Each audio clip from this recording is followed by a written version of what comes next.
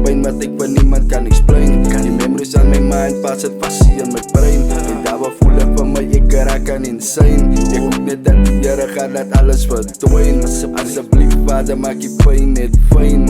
Asseblief Vader laat alles verdwyn. As ek kan so terugsit en dink aan my man pa, voel het aan van my die liewe raak 'n bietjie swaar. Maar ek weet op bra, ja. Die Here het my teëgedra, maar niks is aan vir hom te swaar.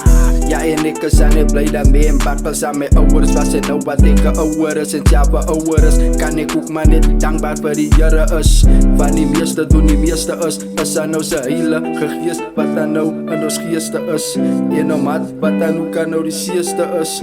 Ja, die Here weet dan waar die diepste seere is. Ek sê dankie vir die kruis van my ouers kan in vrede rus. Ja, ek weet dat môre gaat die son weer skyn. Van al wat ek voel my pyn nou kyn. Want die is aan 'n pyn wat ek vir niemand kan explain. Die memories aan my mind pas het vas in my brain. En daar waar voel ek van my ek raak aan insane. Ek hoop net dat die Here gaan laat alles verdwyn. Asseblief Vader maak die pyn net fyn.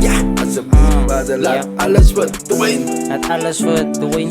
Ek weet dat my zoon sal nog eendag ook skyn.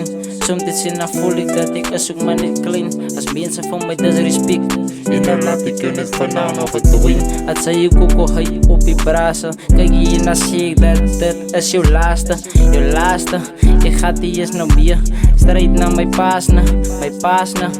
Kyk hier, jy soek nou net dinge wat ek sê. Ek het het klaar, alles by die God ook afgelee. Kyk hier, ek speel die game, so stroot het die. Kyk hier, waar wil jy laat riep is vir my nou ko sê.